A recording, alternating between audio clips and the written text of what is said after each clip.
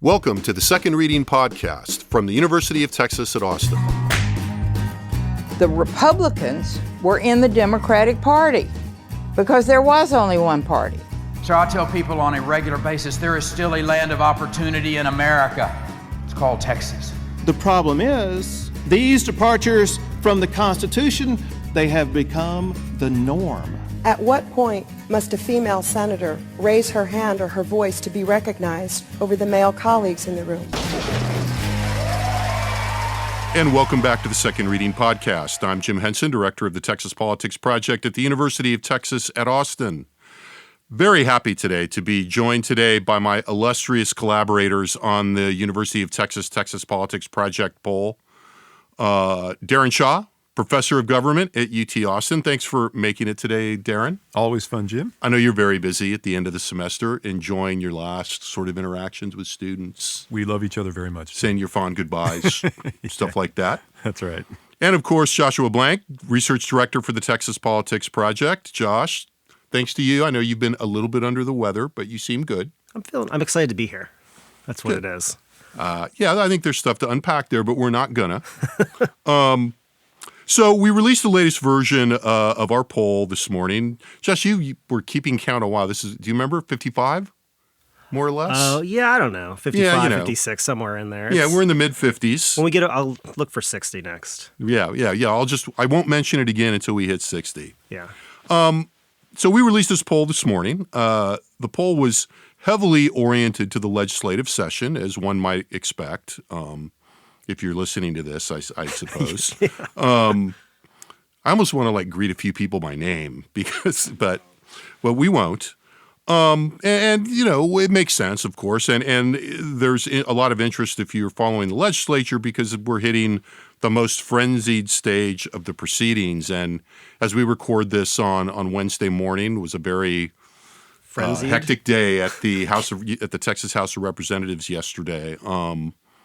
And whether we touch on that now or not, it underlines the fact that things are tension's high at the Capitol right now. This has been a very conflictive legislative session. I think a lot of it before yesterday has been kind of out of the public eye, or you have to be paying attention to really see it. But I turned on the cable news last night, and there was the Texas House or the outer area, and what looked pretty chaotic based on the footage they used, and even that is kind of contentious. Nonetheless, there's a lot of other different things in this poll as well. So we'll be delving into the results, as always, for the next few weeks. And this was a particularly dense poll. Yeah, man. You can say that again. Josh does a lot of the work, does all of the work really to program the graphics and get the data transferred into our CMS. And there's a lot of stuff this time. Yeah, and I mean, it wasn't even like the quantities, because honestly, we always cover a lot of ground and do a lot of stuff. I mean, I think about this one, what was interesting was I think it's the nature of the legislative session is there's so many things going on, you sort of have to pick and choose, or you don't. And we kind of didn't in some ways. We almost touched on a lot of different things. Yeah. And so now you can see that in that poll, and in this poll, and I think it makes it, both richer in sort of what's there, but also a little bit harder to sort of disentangle. Yeah, no, I think that's right. And there's just a lot of, and I was looking back at some other April or, kind of mid-legislative polls. Mm-hmm. One could talk about the different, consistent themes, whatever, but each one is a little idiosyncratic as the agenda is a little bit idiosyncratic. There's some continuity, of course. Some things recur, but there's always things that are a little bit one-off. Yeah, I think the thing that, and this is sort of a theme probably for a lot of this stuff is that, just because an issue has sort of taken the legislature doesn't mean that it's taken the voters. Yeah. And so there's a fair amount of, I think, at this point, especially for the people who are listening to this and who follow this process so closely, there's a fair amount of, sort of discussions about the length of fingernails in terms of different policy approaches and who cares about what and what's going to, and it's but for most voters, there's still just a very arm's length sort of understanding of what's going on here. I didn't really get the length of fingernails metaphor until you connected it to arm's length. Now I get it. There we go. That ripened nicely, I guess, the mixed metaphors. So, so I think today, well, I'm looking for a transition here. This will be a little bit more of an arm's length day, although we'll get to the fingers here and there. But today I thought we'd start with some of the big cuts. And there were other things in the poll that have to do with the broader environment, with the 2024 election that is coming up. Yeah. And the news cycle has given us some direction. So let's start a little bit with 2024 and what the news cycle has given us. And what I have in mind here is that Democratic Congressman Collin Allred from CD 32, the northeast Dallas suburbs, basically is that district, Democratic district, announced that he is going to seek the Democratic nomination to challenge incumbent Ted Cruz for the Texas seat in the U.S. Senate that will be on the ballot in 2024. So, Daron, I'm curious, allowing that it's early, both in terms of the poll and his larger position, what do you make of this in terms of where Cruz is, in terms of the incumbent that Allred, should he get through the primary, would like to take on? So let's talk Cruz for a little bit. It's been a little while since we've talked to Cruz, actually. It's true.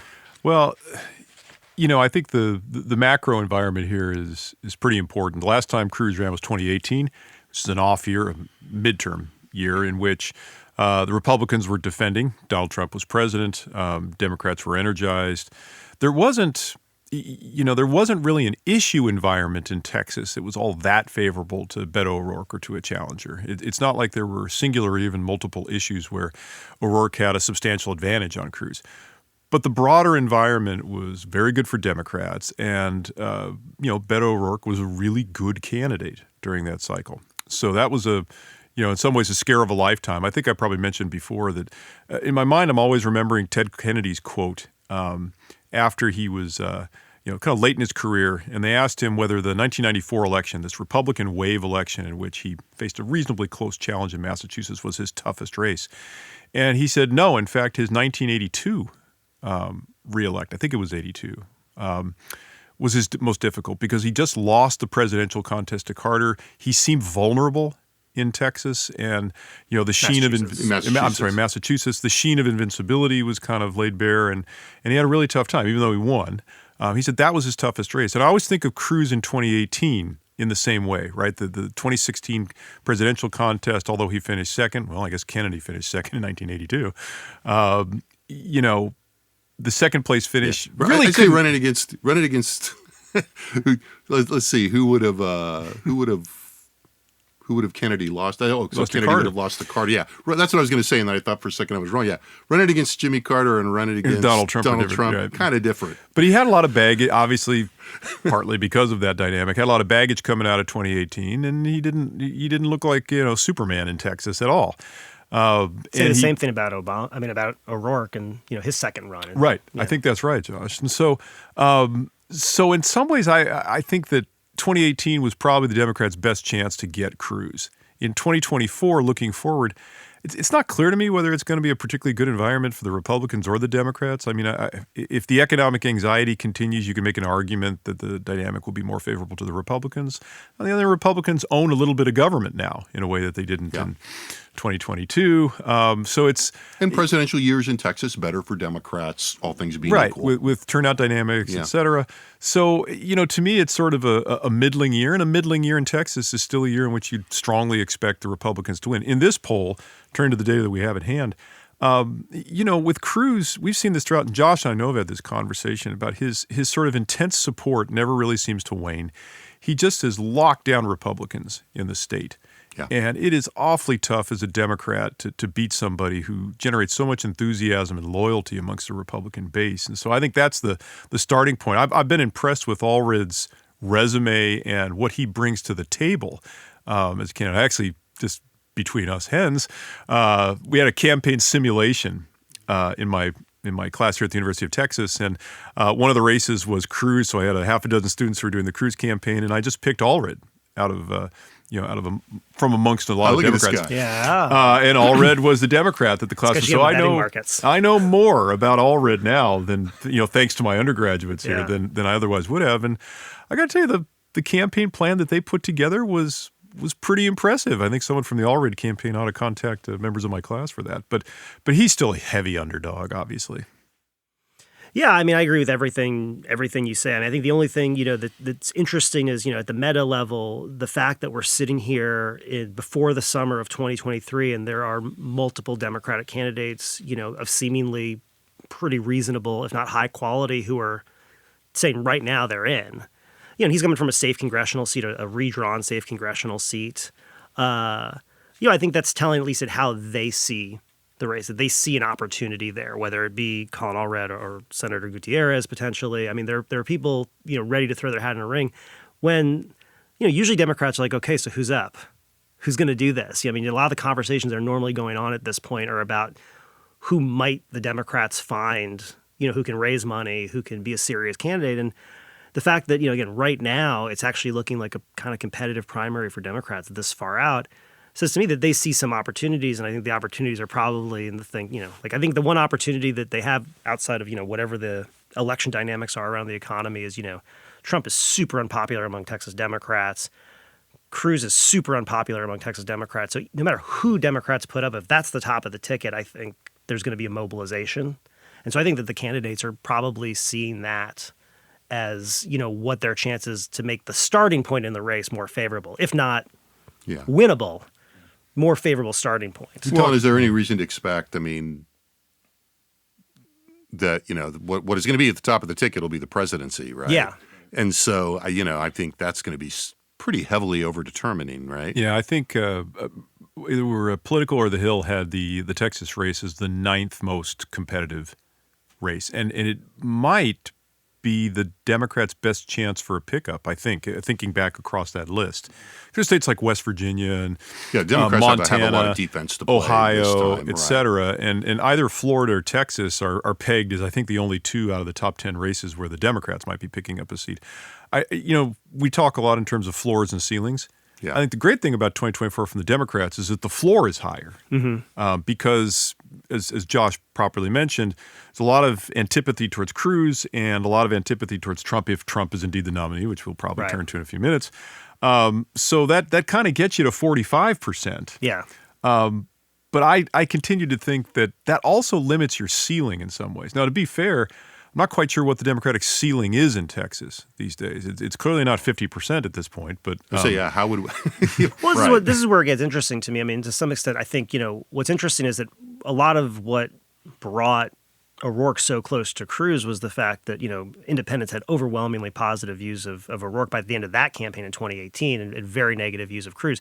The negative views of Cruz remained, and then the negative views of O'Rourke emerged basically over the next few years. At which point, ultimately, neither Abbott nor O'Rourke, but it was a bad year for Democrats, among other things, right? Right. Allred benefits from coming into this almost to some extent as, you don't normally say this, but a little bit more unknown. And again, as you pointed out, and I agree with a resume that looks just real nice. It's a real good look. If you kind of go through his history and come into it, for someone, it's not easy to sort of pick him out right away and start, I would say chipping at him. We'll see. I mean, I'm kind of curious to see what Cruz does next. I think I think what they do for a while is just wait, right? Yeah. Because it's interesting how similar these conversations are every cycle, and particularly with Cruz, right? I mean, if I had a dime for every conversation I had in 2018, particularly with some reporters that started with,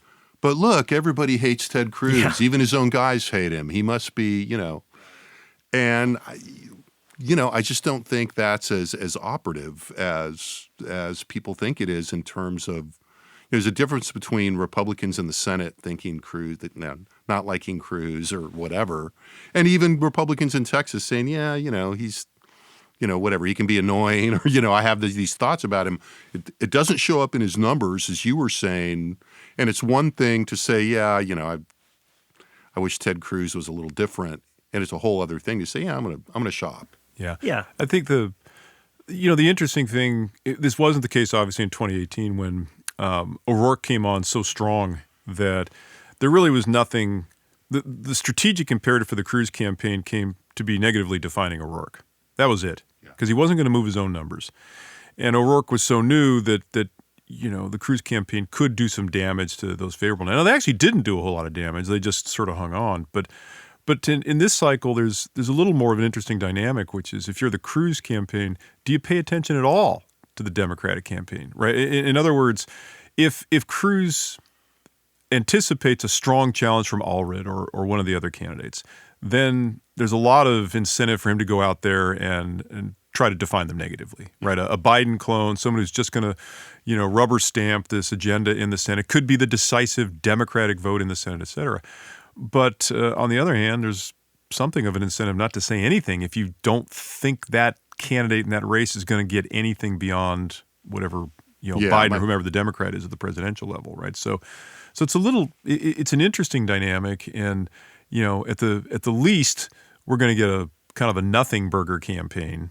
At the most, we'll get probably a highly negative campaign, less from the Democrats and more from the Republicans. And I don't mean that as an indictment on the Republicans. I mean it as a kind of a statement of the strategic position of the Cruz campaign. Seems to me it doesn't make any sense for them to do much, right? In the early phases of this. Right. We're as we mentioned, we're impressed with Allred's resume, but we have no idea how he's going to emerge as a campaigner, or if he's even going to win the Democratic nomination. Right. I mean, I was going to, we should move on, but you were saying earlier, Josh, about, there's this, half full, half empty with somebody like Allred. Where on one hand, yes, is not, because if nobody knows who you are statewide, your negatives aren't going to be very high to begin with.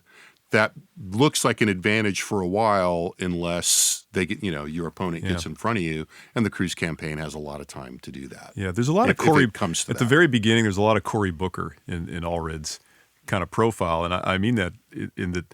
I always thought Booker was someone to really keep an eye on in 2020 and maybe even moving forward, but just never really caught on. And that would be the downside for Allred, that great resume, but for some reason doesn't really catch on. But we'll see. Yeah. Yeah. I mean, I don't know. I think he looks like a pretty strong candidate, honestly. I think, and the one advantage he has over some of the other people he's going to be running against is his money's already transferable, right? I mean, it's like a little technical stuff, but I mean, he has some advantages built in here that. Well, that's an important technical point. Right. I think, some more things, we'll see what Schumer has to say and what the, where the Democratic Senatorial Campaign Committee sort of lines up on this. He seems like their kind of candidate to me, but I was trying to do a little digging around and see if I could figure out what the leading indicators have been like. So if you're a listener and you're in that camp and you know something, send me an email. I won't give you up. So Daron, let's go ahead, as long as we're talking about 24, and let's talk about Trump, and let's talk, for a couple minutes, about what we saw in these favorability ratings of declared and all but declared Republican candidates that we have in here. We had kind of a theory of the case here, right, in terms of how we approach this, and that, I got a text from one of my very insidery political junkie friends late last night after we sent out the advisory on the poll going, "What did you do, trial ballots?" And I said, like we never do, as always, I'm happy to say that we did not. But, I shouldn't be all like, taking the high ground here, because we did do fav-on-fav ratings for all of these potential candidates. And honestly, there are some interesting things in here, I thought. I mean, let's start with Trump. I mean, Trump, we've got obviously a lot of data on Trump at this point. Right. So, Trump's data, what's interesting is if you look at the, over time movement in Trump's favorable, unfavorable numbers. So this is, for listeners out there, we're simply asking people, it's not a job approval question, which is kind of a performance evaluation. This is, generally speaking, are you favorable or unfavorable towards a candidate?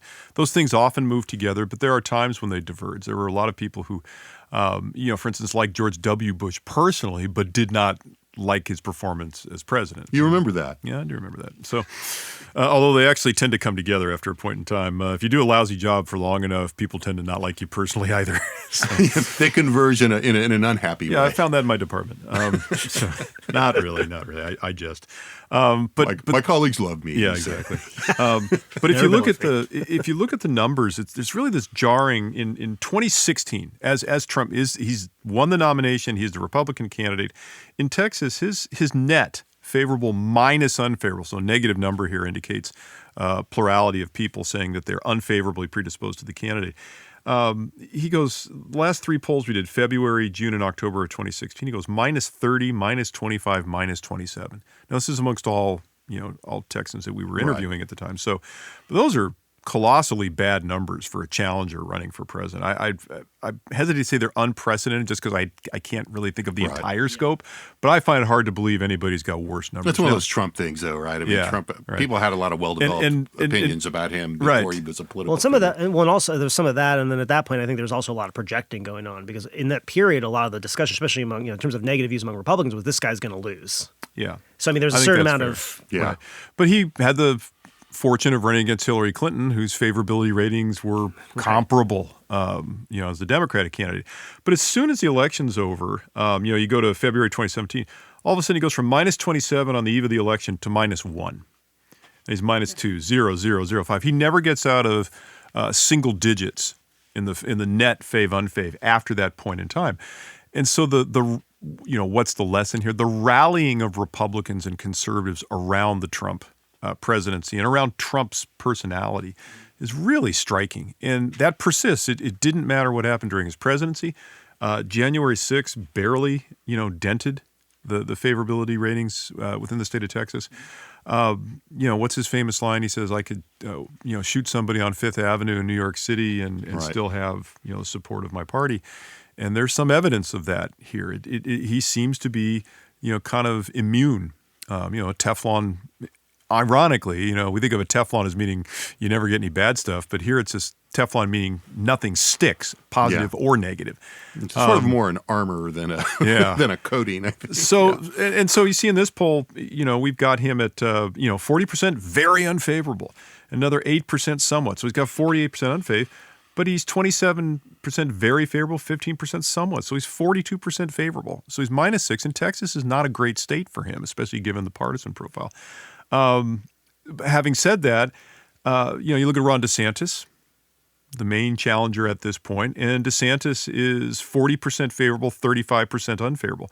What's striking with the DeSantis numbers is only 11% say they do not have an opinion of DeSantis. Yeah. So he's +5 overall. There's some interesting political science written a long time ago by Larry Bartels. It's actually a book about momentum in presidential primary dynamics. And there's a small piece in the book that I've never forgotten where in discussing momentum, Bartels distinguishes between 3 types of presidential contests. One in which there's no dominant candidate. There's just a bunch of sort of lesser-known candidates. And I think his example historically is 1976 on the Democratic side. Yeah. Then there's a contest where there's what he calls 1.5 candidates. So there's a front runner and then a plausible challenger, but maybe not on par. And serious-ish. Yeah, and I think the historical example for Bartels is 1984, where you've got Walter Mondale and then Gary Hart. I would say this was sort of the dynamic early on in 2008, where you had Hillary Clinton and Barack Obama. It wasn't clear that Obama was going to catch fire. And then you've got the third type, which is the 2 giants. And the classic example historically is Reagan and Ford. Right. And the idea that Bartels weaves is that the chances for momentum candidates are really diminished when you've got 2 titans, when you got 2 candidates that everybody's familiar with. Right. And the reason for that is that, momentum is a function of candidates kind of catching fire and people aren't paying attention, learning about a candidate. And so I'm struck, and I'll just put this out there for both you guys as well as the listeners, what kind of race do we have here? I mean, I thought for a while this is basically a 1.5, classic 1.5. Yeah. So there's some momentum potential, and there may still be. But boy, DeSantis has pretty high recognition numbers. Yeah, I mean, we talked about that last time because he was about here last time. I think maybe he's the don't knows have maybe gone down a little bit.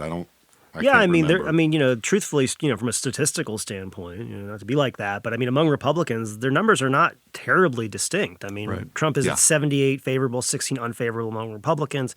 DeSantis is at 73-10. I mean, the difference between those numbers in some ways is actually one of the little bit higher name ID for the president over, the governor of another state in Texas. But they're both almost universally known and universally liked. I mean, what strikes me about these results in some ways is actually, in some ways is how strong the Republican field is looking. I mean, Donald Trump creates this sort of interesting center of gravity around it all, right? I mean, to your point, sort of the 1+ tight and not. But I mean, you've got DeSantis sitting at 73-10. Nikki Haley, 46% of Republicans have a favorable view of her. Only 17% have an unfavorable view. Senator Scott, 46 favorable, 6 unfavorable. So the rest don't know him yet. I mean, I mean, it's spoiled for choice, but there's actually a pretty solid number of candidates there within the Republican universe. And to your point, the overall numbers, Trump's sitting at 42, 48 in Texas. Abbott's at 46, 41. He's been kind of floating around those same areas, being a little bit underwater, a little bit over water. And, in a good year or even not, he's likely to win the state by, 6 to 12 points, right? So you don't need to have this huge net favorability. But what is interesting, I think, is just the fact that, except for Mike Pence. Well, I was just gonna raise that. Except for Mike Pence, there's a good number of Republican candidates as far as I think Republican voters are concerned right now. I mean, look, it's easy to make. I mean, we have Pence at total favorable 30, total unfavorable 45, and what is he among Republicans? Among John? Republicans, he's 41-36. But what's so striking is that his numbers get worse among the more conservative voters. So among people who describe themselves as extremely conservative, he's actually underwater. 34 favorable, 41 unfavorable, which is just really amazing to me for a guy who really built his career in the trenches of, kind of. Well, I was going to say, I'm playing with different takes on this. I mean, on one hand, when I first saw these, I was like, poor Mike Pence, right? I mean, made his play. If you read, I've read a lot of those behind the scenes, like transition, Trump campaign to the White House thing. I mean, Pence was very reluctant to do this and then got kind of talked into it and then kind of, per the more negative versions of him, kind of drank the Kool-Aid. And now he's kind of a man without a lane, right? As illustrated by your sort of look at his views of him and the intensity. But I also thought, it also kind of disrupts the whole lane metaphor. I mean, and I think in a way it's like Trump is just such a disruptive center of gravity. Am I overdoing that? I mean, it just seems like I think I agree. No, he just is like, it's like a Star Trek episode where they go into some part of space and all of a sudden, like, up is down and down is up and everything works in a slightly different way because there's this thing. No, yeah, right? But I think there's no way to look at these numbers. I mean, in some ways, just as in collecting the data, what you're looking at is you're saying, okay, where's Trump among these core groups within the Republican electorate? Republicans, strong Republicans, conservatives, very conservative, and then you say, where's everybody else? And it's in the comparison. We're saying, we're not talking about DeSantis's amazing numbers on its own, although they're phenomenal, again, for an out-of-state governor. For a guy who's the governor of Florida. We talked about this last time, but it is a thing. But the thing that we look at this and say, oh, these are like almost statistically indistinguishable from Trump. The other thing I'm thinking about in this also, into this whole sort of Trump center of gravity and the lane thing, is it's like, these candidates have very solid starting point numbers here. I mean, I'll say like, Collin Allred would take any of these numbers among Democrats right now, jumping into the Senate race, right? And yet the other side of it is like, okay, but what does a Republican primary with Donald Trump look like? It's going to be ugly. It's going to be, kind of messy. And how does that – I mean, it's hard not to think about the dynamics of who becomes Trump's target depending on who seems the strongest. Well, I think this is two – what does that do to these numbers? Yeah, two quick observations. The first is that, look, Trump's pernicious effect on the Republican primary right now, there'll probably be several, but one is that second-choice Trump voters – and we don't show this, but other polls have showed this – go to DeSantis. So if you're not DeSantis and you're not Trump, why would you criticize Trump? All you're going to do is, one, attract his wrath, and two, if you shake voters loose, they're going to DeSantis. So there's a heavy incentive right now in the Republican primary to go after DeSantis because DeSantis' second-choice voters aren't necessarily Trump.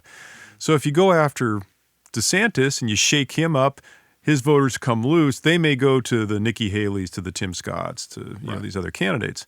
So I think but unless Trump is not in the race, it just doesn't help you. This is the reason why you're getting lots of people going after DeSantis rather than Trump, I think, right now. And I think we should expect that. The Pence thing is interesting because Pence accrues all of the negatives of Trump. In other words, his very unfavorable ratings are, his total unfavorables are 45, Trump's 48. I mean, he's right on top of Trump. So the Democrats have basically decided you're part of that administration that we all loathe. But he's at, just comparison here, even though he's at 30% favorable, Trump's at 42, so there's a 12-point gap. But Trump's 27% very favorable. Mike Pence is 9. So, I'm not a mathematician. That's 3 times the amount of support. You did pretty good with that. Yeah, it was good. That was fast. The other thing is if you look, and y'all can't see this, but you can if you go online and take a look at the results. The middle category, we offer people choice, neither favorable nor unfavorable, right? So that number is not just people who don't know. There's a distinct, I don't know who that is. There's a distinct middle category. And nobody's really in the middle on Trump. Only 7% say they're neither favorable nor unfavorable. Ron DeSantis is 13. Nikki Haley is 18. Ramaswamy is 17. Hutchinson's 20. Pence is 19. For the former vice president, 19% said they're neither favorable nor unfavorable. So while Pence is not in a great position compared to some of his potential competitors, he does have some opportunity there. I'm not quite sure what those people are waiting for. But to your point earlier, Jim, about look, conservatism is Trump has defined conservatism. So I think either you or Josh was talking about Pence. Why are conservatives down? Pence is clearly, I think, objectively a more conservative, classically conservative candidate than Trump. But how he's reacted to Trump has defined him with conservatives rather than his policy positions. That's perfect. Let's talk about the hodgepodge of conservatism. Right. Well, and again, to bring some of the qualitative to this, and one of the anecdotal elements of that dynamic of Trump reforming conservatism, even though, or, having this impact on what we think of as conservatism in practical terms right now, was just such a bad break for Pence.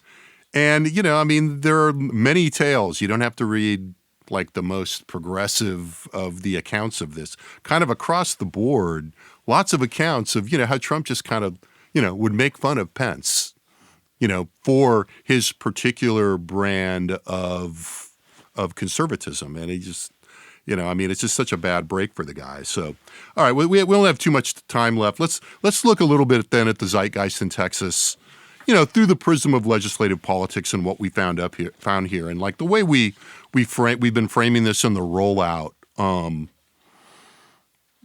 I think will hold as, we look more at these numbers and as we talk about it more. And we were talking about this before we started, and there's for all that we talk all the time about the polarization of the parties, the polarization of the public agenda, and, the nature of the issues that are on there. We've been talking for, since the end of the last legislature about the competition and the ideological undertones and the partisan undertones of trying to define the agenda for this legislative session. And so we have these lists that were put out by the governor's emergency items, Lieutenant Governor Patrick's 30 target items because 20 wasn't enough, and the governor's and the Speaker of the House's 20 priority items. And we put together this list that we used and then asked people about in terms of what do you think is, important for the legislature to act on. Yeah, and I think right? And what did we get? We got this, this list of items, and we were breaking it down, and we broke it down in the rollout. There's a list of things that 60% or more said it was extremely or very important for the legislature to address and act on. And it wasn't all this red meat stuff at all. No, it's the sort of stuff that like most normal people care about, right? It's like infrastructure, the state, obviously people are still, a little bit stressed by the grid collapse. That's something that like people did not forget about, and it's clear in the polling data. We've been having lots of news and reports, at least where we are, but I think, lived experiences where other people are of like the water going out, for extended periods of time. The state's dealing with— You having to boil, boil no, water. You have notice. water, but boil it. Yeah, just boil it twice, and some of it does match the agenda in terms of things like school safety and reducing property taxes, right? But it's true, you aren't, we saw this a little bit of glimpse of this in the last poll too. We were looking kind of in particular at education priorities, sort of what was at the top and what was at the bottom of that. But you also see this here, which is that, people aren't necessarily clamoring for, let's just say like, I'm looking at, ending COVID restrictions at this point, or, something thinking about what's on the emergency item list, right? Prohibiting books, in libraries is another one of these things that had a lot of discussion, a lot of attention, but this isn't high on the priority list for large groups of voters for the most part. And, and again, you have to break it down by party. And I think once you start breaking it down by party, you definitely do see, things that are given pride of place through a partisan lens. Yeah, Sure. I mean, if you look at that list, and I think this is the point. I mean, for us, what we were trying to answer, I think, with a battery like this, we're having them assess these priorities as stated by the leadership, in both chambers and in both branches, is sort of trying to figure out, okay, Republicans are in charge. What needs to happen? Right. I mean, it's kind of what we're sort of, we were talking about this sort of various agenda space and what's going on, but we really want to know, if you ask the voters, here's the list of things we're talking about, but like if they can only get done 4 of these, and we didn't ask it this way, we want to let them evaluate each of these, but like what rises to the top? And when you look at Republican voters, I mean, it's a list that makes sense and I think reflects well on what's going on in the session, but it's border security spending, it's property taxes, it's parental oversight in education, and that specifically is a very popular, I think just concept. And then the one other thing that really came up there, and I would say it was, removing district attorneys who are not sort of, enforcing laws, which I would put more broadly under the public safety umbrella, which has been a big part of Republican campaigns recently. For Democrats, it's infrastructure, it's education dollars, and it's abortion. That sounds about right. But there's still a lot of overlap. But that's the thing. There's still a ton of overlap even when we talk about those things, right? Right. Well, look, I looked at this in even a more simplistic way than Josh, and that's like they want you to keep. I'm not sure how to take that. They want you to keep the lights on. Means. They want you to keep the water clean. They want you to educate the children, and they want you to ensure the territorial integrity of the country. These are not, these are sort of meat and potato kinds of things, and partly it's, when you ask those things, and people how important they are. But we didn't ask them thinking that everybody was satisfied with how Texas is doing. Clearly, there's significant, if you take a look at the track numbers and the approval ratings. Yeah, we're still at about 50% wrong track. Right. I've been looking just on the trend. This is something interesting, which is that really ticked up. So, I mean, voters generally would say when choosing between is Texas on the right track, wrong direction. Right track generally for most of the history of those 50 some odd polls, outpaced wrong direction. Until about the summer of 21. Yeah. And it has sat in negative territory pretty much since then. Now, whether that relates to the end of that session, that special session other things, I don't know, but it's an interesting inflection point in the time series. I do think, look, at some level, reality intrudes. And I think the cumulative effect of the grid going down and people freezing in their homes, public water supplies being suspect, the school shootings and the violence that we've seen on multiple occasions, both in El Paso and Uvalde and other places, the ongoing crisis at the border. There's just a sense that government's just not getting it done. And I think those are manifest in the track numbers. And, the ledge is approaching that as they always do with sort of, surgical strikes on these issues. And you wonder if voters are impressed. My sense is, based on the numbers, that they're not paying that much attention. Well, and that's kind of, I sent out a mailer this morning, it's a little more, sassy than what we put out on the, or what, I don't know how you'd want to, but I mean, to me, what this tells us is, I mean, I agree with both of you in the sense that, we've been talking, in various combinations for a long time about the cumulative impact of rapid population and economic growth in the state. And I think that's part of what some of this is. I mean, some of it is crisis intervention. I mean, a lot of the things you were talking about, Daron, I mean, I would probably combine a couple of those, the impact of the pandemic on public education and schools and people's experience of that. But it's interesting to me how fundamentally experiential this is, right? I mean, this is like not, and it's not immune to elite queuing or leadership. But at some point, people are like going, you know what? Yeah, great. Thank you. Appreciate that you're saying you're paying attention to this. What I'm thinking about right now is that my power and my water were out for a few days. And yeah, it was a couple of years ago, but a pretty impactful experience, right? And I think people are still carrying that around. I mean, for a while, I've been in some venues where I talk about the grid and people act like, are you just being a partisan because you want to blame the Republicans, but I think it's much bigger than that. I think you're right. You go back to, I put this in response to something else. I was going back and looking at that item that I think we did in December about state government, doing it. God, what was the exact item? Is state government, doing a good job, or are they dropping the ball essentially? Yeah, well, there's a couple. It's careless or careful with people's tax dollars, and looking out basically. Like I think for people like the other one, it wasn't the tax, it was the other one. But I mean, remember we got amazingly negative numbers in it. I love that careless, careful question. By the way, I think that's a real. Yeah, we did a paired one on that was really quite good, and I just think that's still out there, and that doesn't mean that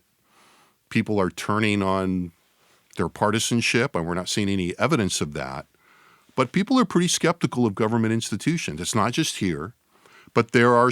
I think what this tells us is that those attitudes are seizing on certain things that are specific to Texas.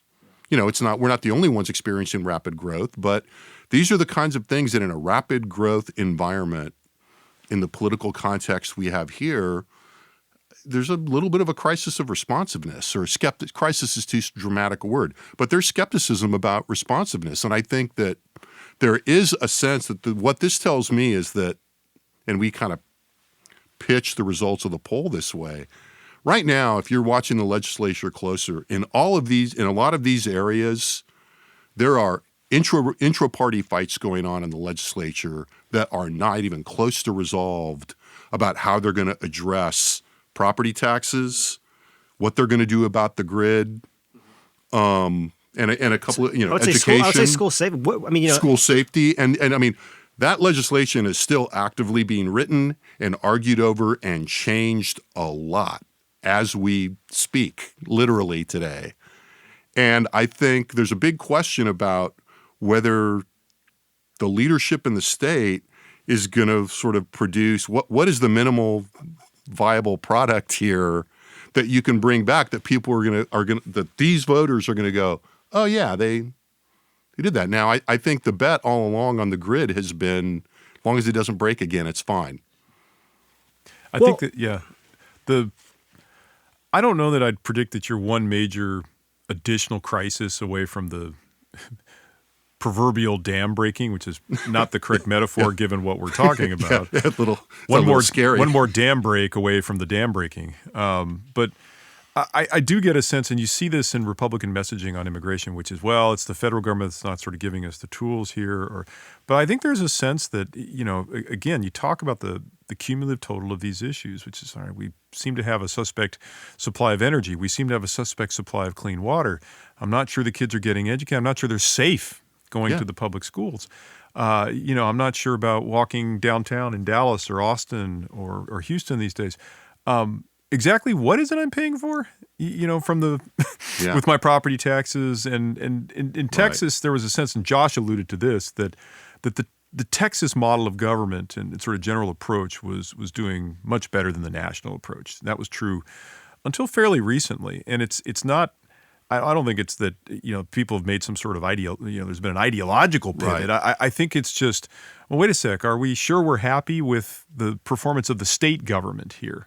And at some level that does become partisan, I guess. But I agree. It's a broader question about institutional functioning, and I don't think there's a lot of. I think we're seeing a downtick in confidence. Well, I'd say partisanship is a huge part of all of this, and in fact, it probably is a huge contributor to what the challenge is here, right? I mean, on the one hand, you have a broader electorate that, not surprisingly, is more focused on, whether the lights are going to stay on and whether the water is going to be clean than whether or not a kid they don't have is going to get a voucher, or, basically how the state is going to respond to, probably less than 0.5% of the population who has a different view about their gender, right? Like that's just not, it's not going to drive the generic voter to the polls, right? When they're kind of more concerned about these issues. At the same time, when you look at the issues that are like getting a lot of coverage in the press or getting a lot of attention, why the chamber was cleared out last night, these issues are a big deal to the Republican primary electorate, and to a lesser extent, but I mean still to very, very liberal voters. Yeah. Right. And that's the thing. I mean, a lot of this other stuff is a lot more abstract to people. When you're talking, we talked about this when we talked about kind of the positive education a couple of weeks ago in public opinion. Public education is a pretty abstract thing. And when you really think about the arguments that a lot of people are making, and we tested some of the stuff in the poll, and we'll probably talk about this in another week, about the impact of some of these kinds of policies that are being discussed on public education. First of all, most people are like, I don't know. Right? Because why would they? There's some things that are obviously good. Give the teachers more money. Sure, most people think that would be a good idea. give parents more oversight. There's a reason that's good messaging in terms of mobilization among a Republican set of issues in a way that honestly speaks to a lot of Democrats too, because who's against giving parents more oversight? But is that an issue that if they do or don't do, I'm going to change my vote? Probably not. But if the power goes out again, maybe so. Yeah. But the thing is that it's hard because on the one hand, you've got these very, intense sort of, I would say, heavily stakeholder-driven fights, like in the case around property taxes, around around the grid that, the leadership needs to deal with, that in a lot of ways, in ways that really the question just at the end of it politically is, do the voters feel like they got a property tax cut? Do they feel like the grid is safer? Can I say that and will it be believable? And on the other hand, you've got this set of policies that is driving, a smaller subset of people, but they're an important subset of people. And they're very intense on it. Crazy on both sides, right? And so you kind of come out of that and you sort of say, and you kind of look at, I think the danger becomes which set of issues are they really focusing on in terms of how the overall electorate feels about it at some point. And I think that's the sort of thing we kind of go, again, near the end, but you kind of go back to like the Collin Allred thing. I'll just do it anyway, right? You say like, what's Collin Allred's approach here? If I'm looking at this poll right now and saying, why jump in now? I would say it's probably guns. It's guns, it's probably the grid. And the fact that, Cruz was on a plane out of Texas when the grid collapse happened, and he's basically, made his position on guns exceedingly clear in a state where more and more people are seeing guns as part of the problem, that becomes the basis of something.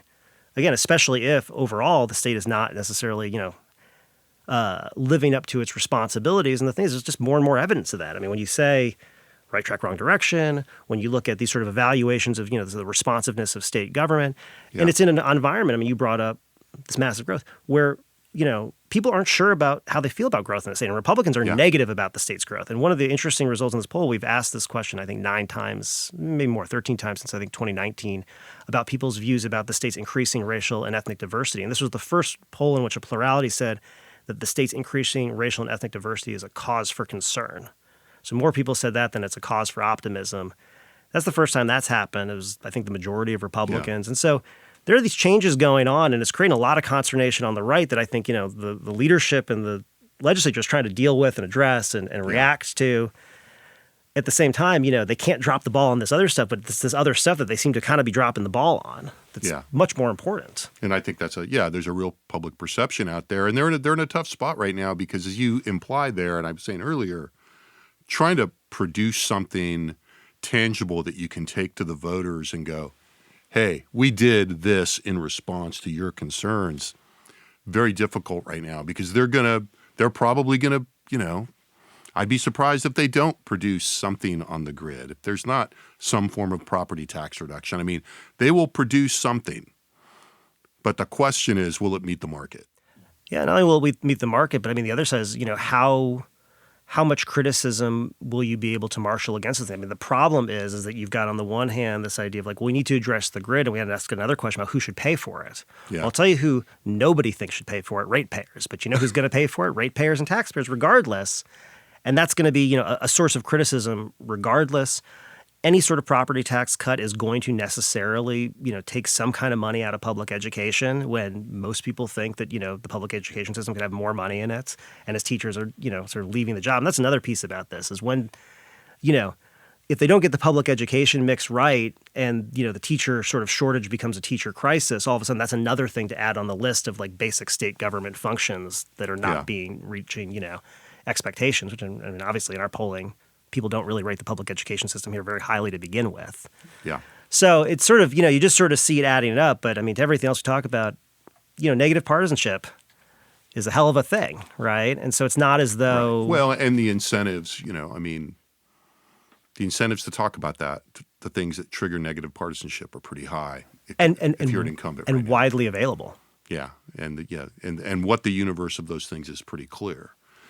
Daron, anything really stick out to you? You want to flag at the end before we get out of here? Oh, I always love gambling questions, Jim. I think you know that. So embedded within, we've talked generally about both the 2024 data as well as the priorities that voters said they had for the legislative session.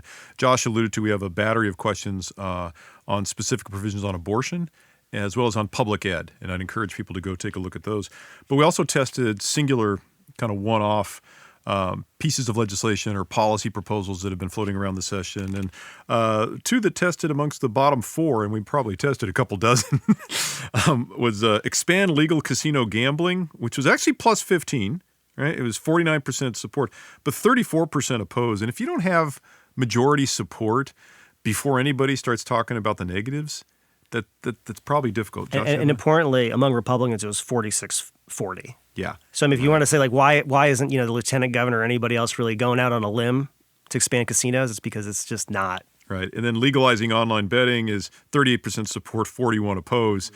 So I always find these questions kind of interesting. We've had different versions of them over time. And if we're talking about different revenue streams or, in the case of online betting, sort of its own industry as well as spinning off money for the state, those don't seem to be options that have a lot of this support. was not a session where, the argument that we need the money was really going to carry the day. Mm-hmm. We talked about that going in. Exactly. Yeah, I mean, I think there were two, if not novel, really counter sort of attitudinal sets of results that really, I think, just sort of speak to this sort of question about responsiveness. We asked in this policy battery about 2 gun proposals and 2 questions about Medicaid. One raising the age to purchase a firearm from 18 to 21, and then basically a description of red flag laws.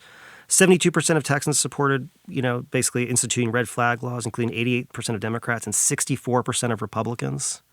On raising the age to purchase a firearm, it was 76% of Texans, 91% of Democrats, again, 64% of Republicans. On Medicaid expansion, 73% of Texans were supportive of expanding eligibility for Medicaid, including 91% of Democrats, and again, 61% of Republicans. We had a similar question about postpartum coverage under Medicaid, or something the House has pushed for 12 months. Showed similar numbers, and I think, we spent years kind of, I remember, especially in the Rick Perry era, the idea of, well, Medicaid's a dirty word. Yeah. And it's just, it was very interesting, the poll, and maybe it's the pandemic, who knows, but, and I think with shootings, with the gun stuff, I think there's sort of obvious evidence there. But with Medicaid, then it's interesting that, we're sitting here now and you see about almost 2/3 of Republicans saying, yeah, expand eligibility for Medicaid. Yeah, I mean, I think, part of the explanation for that might be that we're just far enough away now from Obamacare and Medicaid being linked to that may be also the political charge of that. I'm just not gone. We don't say the Affordable Care Act or Obamacare. Yeah, if you were to stand up and say Obamacare now, there are some people that would go, start throwing rocks and stuff. But I think that the share of those people is going down. Yeah. But I think it almost certainly What about you? Puzzle. I think if I was going to say anything, I would have probably pointed out just the margins on those 2 gun measures. Yeah.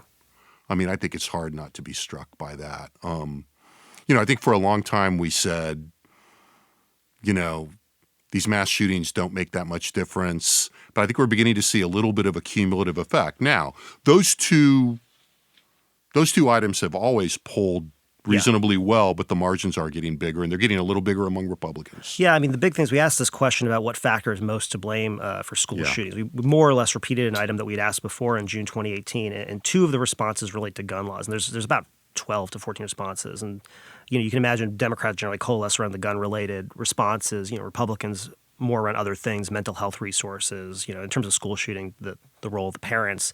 But when we combine the share of people who say, either lax gun laws or poor enforcement of existing gun laws are the factor most to blame, so something having to do with guns, June 2018 to April 2023, the share who say that went from 23% to 36% overall, among Democrats from 43% to 59%, among independents from 12% to 31%, and from Republicans from 5% to 14%, which still sounds low, but it's still almost a three-time increase.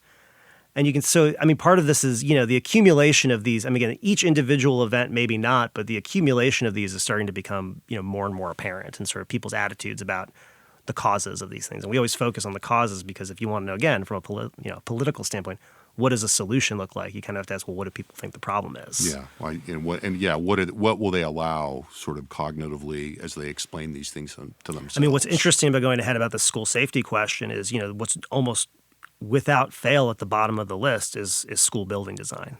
Yeah, so the hardening the schools, that kind of thing is usually pretty low down, and so it's going to be interesting to see again whether what they can accomplish is going to actually be what seems to be is going to actually meet the needs of what seems to be a pretty high priority in the electorate. Yeah, I think that's right. But it's going to be interesting to see how much pressure continues to be brought to bear on that. But The word is that those bills are not moving. Yep. So on that front, Daron, thanks for coming in, spending some time with us. Always a pleasure. Happy end of the semester. You too. Thank you, sir. Josh, glad you could make it. Was worried about your health. Thanks for all the work on this. Good to have it out. And thank you for listening. Thanks, as always, to our excellent technical staff here in the Liberal Arts Development Studio and in our excellent audio studio, which we spent a lot of time in over the years. If you are interested in these results, which by now I hope you still are, you can see the rollout in the poll results at texaspolitics.utexas.edu. There are lots of pointers. Go to the blog section. You'll see the post. Thousands of graphics, all the data, all the documents, and lots to look at. So thank you for listening, and we'll be back next week with another Second Reading podcast.